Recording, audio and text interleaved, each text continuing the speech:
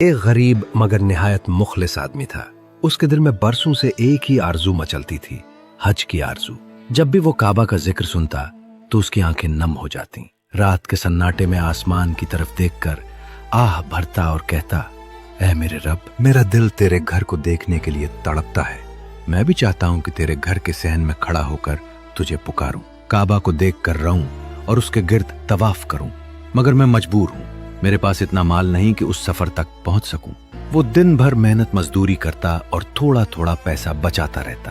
ہر سکہ جمع کرتے وقت اس کی آنکھوں میں کعبہ کا تصور ہوتا۔ وہ سوچتا، شاید اگلے سال میں بھی حاجیوں کے قافلے کے ساتھ مکہ کی طرف روانہ ہو جاؤں گا۔ سال گزر گئے، بڑی مشکل سے اس نے کچھ رقم جمع کی۔ اس کا دل خوشی سے بھر گیا کہ شاید اب اس کی دیرینہ خواہش پوری ہونے والی ہے۔ مگر اسی دن اسے خبر ملی کہ اس کے پڑوس میں ایک غریب خاندان کئی دنوں سے فاقہ کشی میں ہے۔ بچوں کی بھوک سے حالت خراب ہے اور گھر میں ایک دانہ تک موجود نہیں۔ یہ سن کر اس فقیر کا دل کانپ اٹھا۔ وہ اپنی چھوٹی سی تھیلی کو دیکھتا رہا جس میں اس کے حج کے پیسے تھے، اور پھر پڑوسی کے بھوکے بچوں کا خیال اس کے دل میں آنے لگا۔ آخرکار اس نے آہستہ سے تھیلی اٹھائی اور اس غریب کے گھر جا کر ساری رقم اس کے ہاتھ میں رکھ دی۔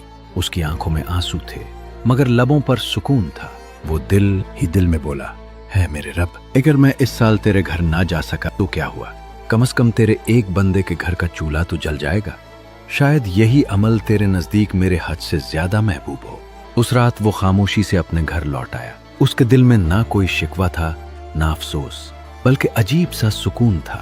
کہتے ہیں اسی رات ایک بزرگ نے خواب میں دیکھا کہ فرشتے آسمان میں خوشی سے ایک دوسرے کو خبر دے رہے ہیں، آج زمین پر ایک ایسا عمل ہوا ہے جس نے آسمانوں کو خوش کر دیا ہے۔ ایک فقیر نے اپنے حج کے پیسے اللہ کی بھوک مٹانے کے لیے دے دیے ہیں۔